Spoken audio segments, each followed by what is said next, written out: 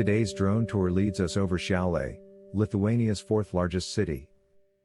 The heart of Šiauliai is its magnificent Cathedral of Saints Peter and Paul, built in 1625, one of the best examples of Renaissance architecture in Lithuania.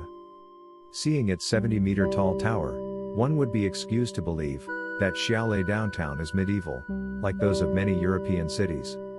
However, nothing could be further from the truth. Šiauliai city was nearly destroyed in both World Wars. 85% of its buildings were lost in World War I, and 80% in World War II. The current center of Šiauliai, therefore, dates to the 1940s and 1950s, times when Lithuania had been just conquered by the Soviet Union, led by the infamous Joseph Stalin. Therefore, Šiauliai has the Lithuania's only Stalinist-style downtown, something that is especially visible here, in the main street of Šiauliai, that is claimed to have been the first pedestrianized avenue of the entire Soviet Union. Stalin's architectural style, known as socialist realism, combines the grandeur of the past European architectural styles, with an even bigger scale. However, given that Šiauliai is a city with a population of just 100,000, that grand scale here is still smaller than the one in Moscow, Kyiv, or Minsk. The Soviet regime was atheist, and nowhere in Lithuanian architecture this is exemplified better than here.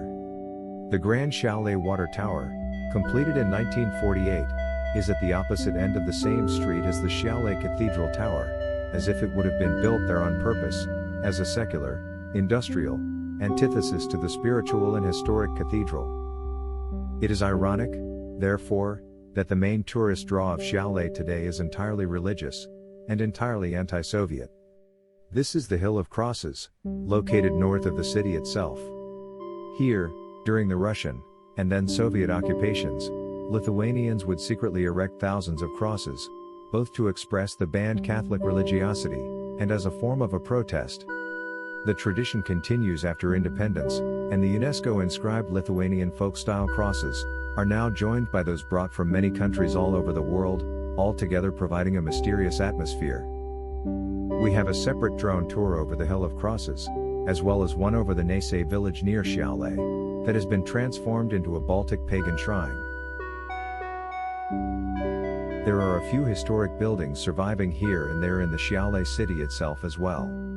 Arguably, the most famous one is the 1908 villa of friend Kelly's, a Jewish businessman who had a leather factory in Šiauliai. Currently, the villa houses a museum and a restaurant, still surrounded by the factory buildings and a synagogue. Another historical site is this Šiauliai windmill with another museum inside. Even those old Šiauliai buildings are not that old, however, as Šiauliai had been a small town before expanding rapidly in the 19th century, when it was developed as an industrial hub besides the massive railroad routes. That is why Šiauliai is built on a grid pattern that is uncommon in Europe, although dominating in America. During that 19th century, Šiauliai was ruled by the Russian Empire. That history is still reminded by the St. George Church. Now a Catholic church, it is distinctly Russian Orthodox in style, as it was originally constructed in 1909 to serve the Russian soldiers stationed in Šiauliai. The largest period of Šiauliai growth was, however, in the 1960s to 1980s. Massive new districts of similar-looking apartment blocks were then attached to the city. After Lithuania became independent in 1990, Šiauliai also participated in its economic growth.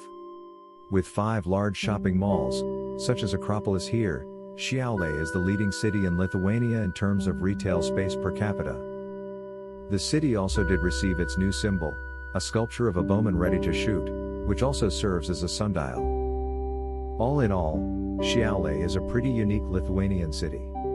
While most tourists skip the city itself and go directly to the Hill of Crosses, it may warrant a longer stop.